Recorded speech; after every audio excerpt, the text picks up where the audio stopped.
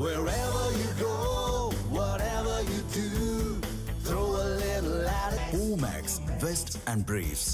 சட்டமன்ற தேர்தலில் காரைக்குடி தொகுதியில் போட்டியிட நாம் தமிழர் கட்சியின் தலைமை ஒருங்கிணைப்பாளர் சீமான் வேட்புமனுவை தாக்கல் செய்தார்.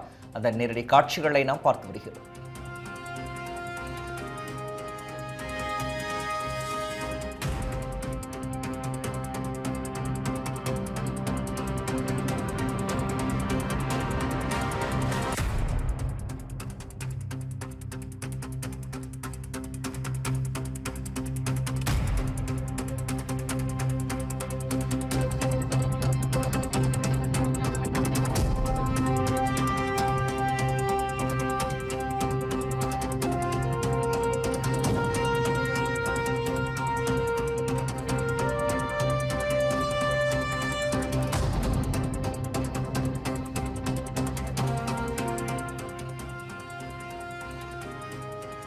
சட்டமன்ற தேர்தலில் காரைக்குடி தொகுதியில் போட்டியிட நாம் தமிழர் கட்சியின் தலைமை ஒருங்கிணைப்பாளர் சீமான் வேட்புமனுவை தாக்கல் செய்தார்.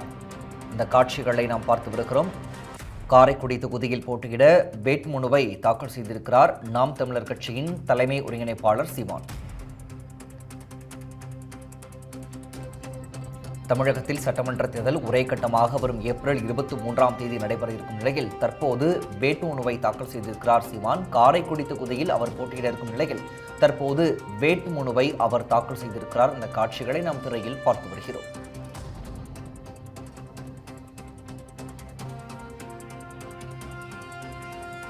சீமான் வேட்புமனு தாக்கல் செய்தபோது அவரது மனைவி மற்றும் தாயார் உடன் இருக்கிறார்கள்.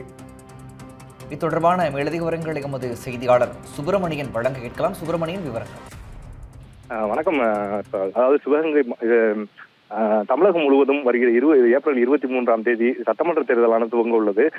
இதனை அடுத்து தேர்தல் களமானது தற்சமயம் தமிழகம் முழுவதும் சூடுபிடிக்க ஆரம்பித்துள்ளது.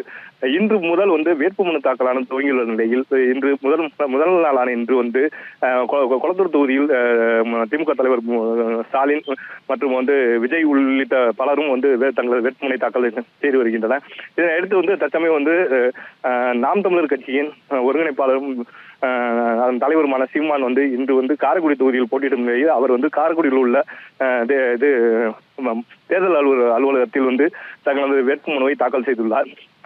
அதாவது அந்த காரைக்குடி தொகுதியானது தற்சமயம் சார் வேட்பாளர் தொகுதியாக கருதப்படக்கூடிய சூழலை உருவாகியுள்ளது. அதாவது அங்கு தாவேக்கா சார்பில் பிரபு என்கிற வேட்பாளரும் அதே போல நாம் தமிழர் கட்சி சார்பில் சீமானும் அமமுக அதாவது அதிமுக கூட்டணியில் உள்ள அமமுக வேட்பாளர் தேர்போகி பாண்டி ஆகியோர் அந்த களத்தில் மோத உள்ளனர். இந்நிலையில் முதல் நாளான இன்றே நாம் தமிழர் கட்சியை சேர்ந்த சீமான் தனது வேட்புமனுவை தாக்கல் செய்துள்ளார். இந்த தாக்கல் செய்யும் அவரது கட்சியினர் மற்றும் ஏராளமானோர் உடன் திரண்டு வந்திருந்தனர். விவரங்களை வழங்கியமைக்கு நன்றி சுப்பிரமணியன்.